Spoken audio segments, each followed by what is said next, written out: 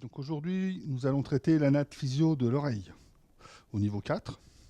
On va traiter d'une part l'oreille externe, dans un deuxième temps l'oreille moyenne ici, et puis l'oreille interne ensuite avec les deux nerfs qui sortent, le nerf vestibulaire et le nerf auditif. L'oreille externe, elle comprend le pavillon de l'oreille, qu'on voit ici, donc c'est la partie qui en fait est externe, qui capte les sons et qui va les canaliser vers le conduit auditif externe, ici, qui conduit les sons jusqu'au tympan, qui ferme cette oreille externe.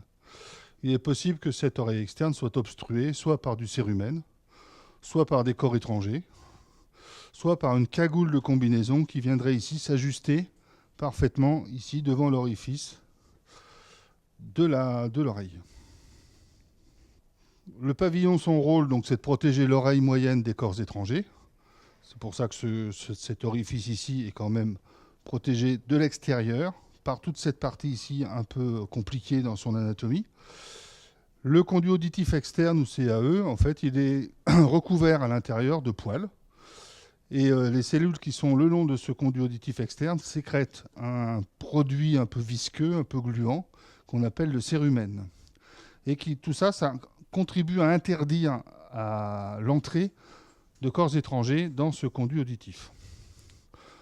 Une des actions qui permet de contribuer à éviter les accidents de l'oreille externe, c'est d'éviter d'utiliser les cotons-tiges qui, au lieu de retirer le cérumen, vont avoir plutôt tendance à le repousser dans le fond par ici, et donc à en faire des amas qui vont finir par boucher l'oreille. Et en plus, ça va abîmer les petits poils, les petits cils vibratiles qui sont tout du long de ce conduit auditif externe et qui servent à repousser vers l'extérieur le cérumen qui a été fabriqué et les corps étrangers éventuels, les poussières qui auraient réussi à s'introduire. À la suite d'une plongée, surtout quand c'est dans des eaux chaudes, on a tout intérêt à rincer à l'eau douce, à l'eau propre douce après une plongée, et puis de ne pas laisser macérer l'eau dans un conduit qui est plus ou moins escarpé. Le tympan, il ferme cette oreille moyenne. C'est une membrane, en fait, fibreuse. Quand on regarde à l'aide d'un otoscope, on se retrouve avec quelque chose d'un peu gris. Et puis là, ce qui est représenté ici, un triangle un peu brillant. Il sépare donc l'oreille externe de l'oreille moyenne. Et cette membrane, elle est mise en vibration sous l'influence des sons qui sont des ondes sonores. Cette membrane sert à transmettre en fait aux osselets qui sont dans l'oreille moyenne les vibrations qu'elle subit. Si elle est malade, blessée, elle va être le siège de ce qu'on appelle des réactions otitiques. Donc c'est ce qu'on appelle classiquement l'otite. Voilà. Elle est ensuite susceptible de déformations qui peuvent entraîner des douleurs, mais si la déformation est trop importante, elle peut même se déchirer. L'oreille moyenne est juste derrière le tympan. C'est en fait une cavité remplie d'air et qui est creusée dans un os sur le côté de la tête qu'on appelle l'os temporal. La paroi antérieure de la cavité est percée d'un orifice qui s'ouvre directement sur la trompe d'Eustache, dont vous avez entendu parler déjà depuis le début de votre plongée. La trompe d'Eustache, elle relie l'oreille moyenne à la partie supérieure et haute du pharynx, ce qu'on appelle le cavum, juste en arrière des fosses nasales. La trompe d'Eustache, son rôle, c'est d'aérer la caisse du tympan et puis de permettre d'équilibrer les pressions de part et d'autre, en fait, entre le carrefour aérodigestif supérieur, qu'on a vu quand on a traité l'appareil ventilatoire, et la caisse du tympan. Cette trompe d'Eustache, elle est formée de deux cônes qui sont rejoints par le sommet. Elle est plus ou moins sinueuse, elle s'ouvre plus ou moins facilement. C'est ce qui rend compte du risque d'accident plus ou moins facile, en tout cas, de manœuvres d'équilibration du tympan plus ou moins faciles en fonction des gens. Cette trompe d'Eustache, elle peut être obstruée, elle aussi, en cas d'infection ORL, quand il y a un rhume, puisque c'est très près des fosses nasales. Et donc, si la muqueuse est congestive, ça va boucher un peu cette trompe d'Eustache et rendre difficile les manœuvres d'équilibration. De même, si on fait beaucoup de descentes et de remontées dans une même plongée, elle va être un petit peu démaciée, là aussi, du fait qu'elle a été irritée par des équilibrations répétées. La chaîne des osselets, donc, qu'on voit dans l'oreille moyenne, et donc on voit ici la trompe d'Eustache qui vient juste au bas de la caisse du tympan. La caisse du tympan, c'est toute cette cavité ici. Le tympan ici. Et la chaîne des osselets, donc, elle est représentée par le marteau, dont le manche ici vient se coller sur la membrane du tympan. On arrive même à le voir par transparence quand on regarde à partir d'ici avec un otoscope. Ce marteau, il est articulé avec l'enclume, donc il tape sur l'enclume finalement. Et cette enclume ici, elle est reliée à un autre osselet qu'on appelle l'étrier, parce qu'il a une forme d'étrier. Cet étrier, il va s'insérer ici dans la paroi opposée par la fenêtre ovale, en fait, qui sépare l'oreille moyenne ici de l'oreille interne qui est de l'autre côté.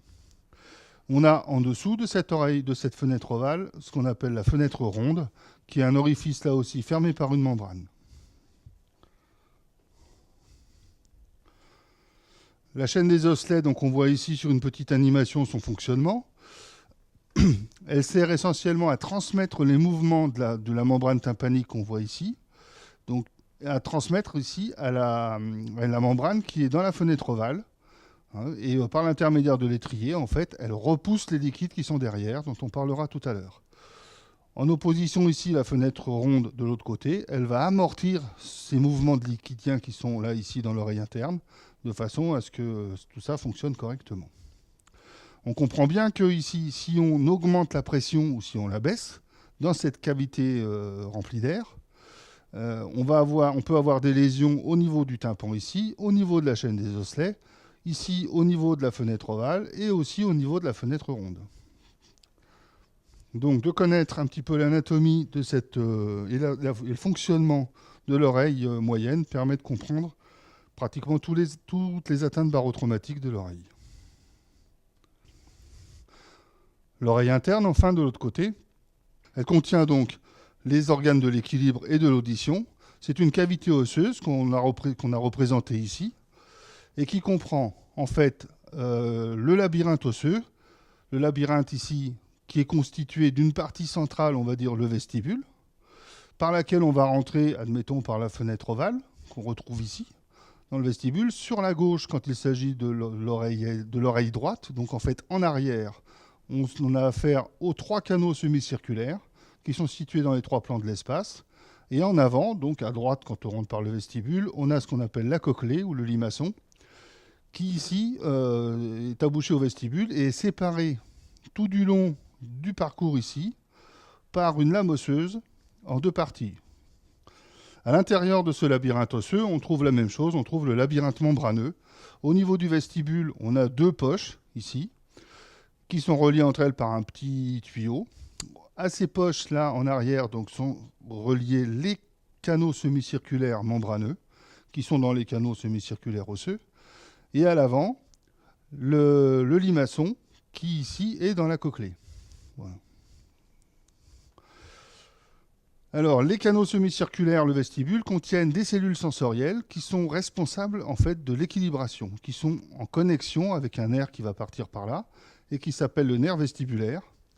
Et ici, dans le limaçon, sont ici des cellules sensorielles qui sont responsables de l'audition et qui sont en connexion avec le nerf auditif. Entre ce labyrinthe membraneux et le labyrinthe osseux qu'on a vu juste avant, il y a du liquide, c'est la périlymphe. Et dans ce labyrinthe membraneux, il y a du liquide aussi, qui est un autre liquide, qui a une composition presque identique, mais quand même un peu différente, et qu'on appelle l'endolymphe. C'est le mouvement de ces liquides qui va stimuler les cellules dont je parlais, les cellules neurosensorielles, et qui vont donc être responsables d'une part de l'audition, et d'autre part de la reconnaissance par le cerveau de la position de la tête dans l'espace. Ces liquides vont être mis en mouvement de 2 façons. D'une part par l'étrier qui va être, quand il est mobilisé sous l'influence du tympan, et qui va donc imprimer des mouvements de va-et-vient dans la fenêtre ovale.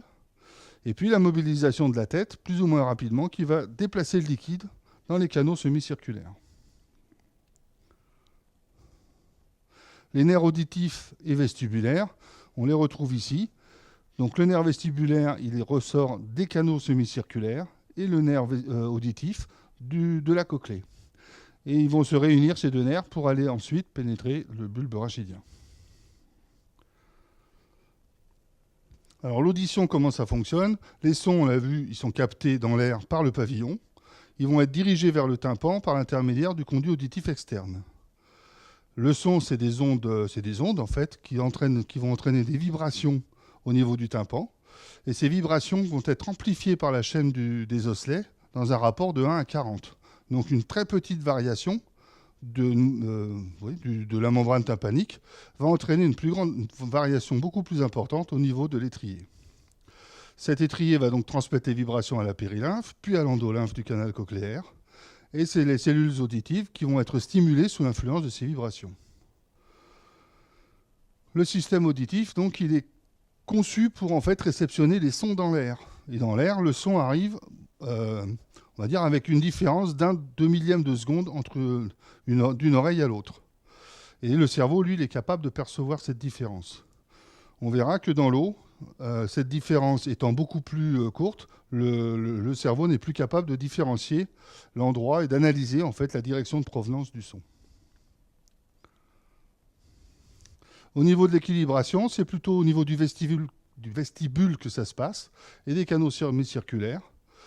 Il y a des cellules sensorielles qu'on a vues, dont on a parlé, qui sont un peu spéciales et responsables donc, de cette équilibration, et dont certaines sont coiffées par des otolithes, qui sont comme des petits cailloux en fait, dans ces canaux semi-circulaires ou dans ce vestibule.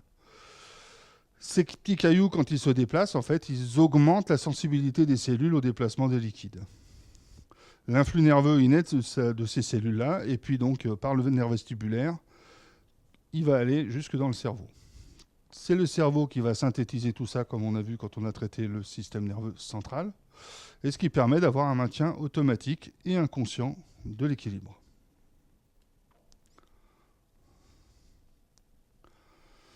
En plongée, c'est important de savoir qu'il y a de l'eau dans cette oreille interne, puisque c'est grâce à ça qu'on comprend qu'en fait, il peut y avoir des bulles qui surviennent à l'intérieur dans cette oreille interne. D'autre part, l'oreille est très richement vascularisée, il y a beaucoup de vaisseaux qui y arrivent, mais ils arrivent tous en circulation qu'on appelle de type terminal, c'est-à-dire qu'au bout de l'artère arrive la veine et il n'y a pas de suppléance entre plusieurs artères. Donc quand il y a obstruction, en fait, il n'y a pas de suppléance possible et les lésions donc, risquent d'être importantes. Par contre, quand on a une atteinte vestibulaire, on a une lésion vestibulaire, on va avoir des troubles de l'équilibre. Si on n'arrive pas à récupérer de ces lésions, il peut y avoir une compensation par le côté opposé. Voilà. On peut voir aussi des troubles de l'équilibration quand il y a une asymétrie en fait, d'une oreille sur l'autre. S'il y a une variation de pression dans une oreille différente de l'autre oreille, il peut y avoir en fait des modifications physiologiques qui entraînent soit des troubles de l'équilibre, soit on peut voir des stases veineuses qui peuvent être générateurs d'hypoxie.